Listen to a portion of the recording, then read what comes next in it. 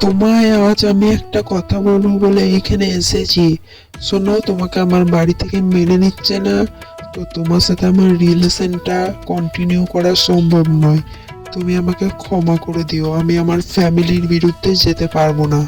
আমি তোমার কাছে হাত জোর করে বলছি, তুমি আমার সাথে এরকমটা করো না। আমি তোমাকে ছাড়া বাঁচবো না, আমি তোমাকে ছাড়া মরে যাব। দেখো, তোমার এই ফালতু ঘ্যানঘ্যানানি বন্ধ করো। তোমাকে তো বললামই আমি আমার ফ্যামিলির বিরুদ্ধে যেতে পারবো না।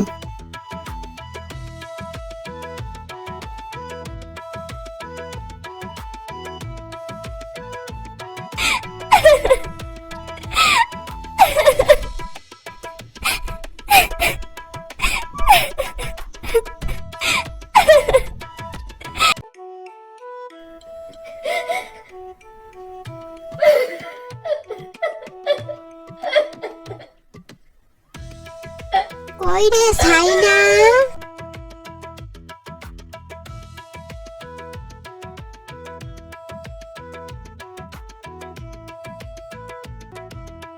কি হলো মা? তো তুই ভালোভাবে বললি বান্ধবীদের ঘর যাচ্ছি, তো বান্ধবীদের ঘর থেকে এসে এরকম ঘরের ভেতরে শুয়ে আছিস, কারোর সাথে কিছু কথা বলছিস না, মন মরা হয়ে আছিস। কি হয়েছে কি তোর?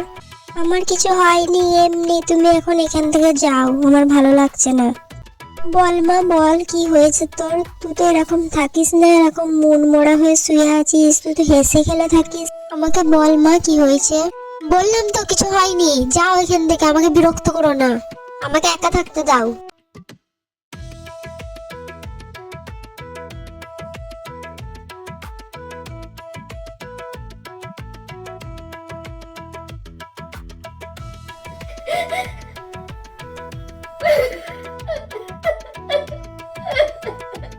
জান, তোমাকে আমি এক নজর না দেখে থাকতে পারি না জান। আমি তোমাকে অনেক ভালোবাসি জান। দেখবে সারা জীবন তোমাকে এই বুকেতে আগলিয়ে রাখবো জান। আমি তোমাকে দেখবে কোনোদিন ছেড়ে যাবো না জান। তুমি আমাকে কোনোদিন ছেড়ে যাবে না তো জান? আমিও তোমাকে অনেক ভালোবাসি, আমিও তোমাকে কোনোদিন ছেড়ে যাব না। I love you. এ না হলে আমার জান, I love you too Moyna, really love you too Moyna. আচ্ছা ঠিক আছে, শোনো না, আমার দেরি হয়ে যাচ্ছে, আমি বাড়ি যাচ্ছি। এখনই চলে যাবে? আর একটু থাকো না ময়না, প্লিজ। না থাকলে হবে না, অনেক দেরি হয়ে যাচ্ছে, মা বকবে। আবার পরে আসবো। আচ্ছা ঠিক আছে, তাহলে চলো।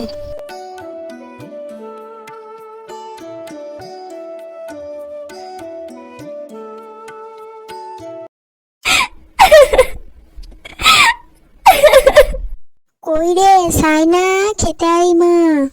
আমি খাবো না, তোমরা খেয়ে নাও। এই ভাত এনেছি, ওঠ খেয়ে নিবি, চল। আমি খাবো না, ভাতটা নিয়ে চলে যাও। তোকে উঠতে বলেছি, চুপচাপ ওঠ, দে ভাতটা খা।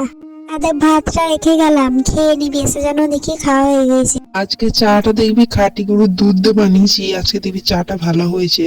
হ্যাঁ দাদু, সত্যি আজকে তোমার চাটা অসাধারণ হয়েছে।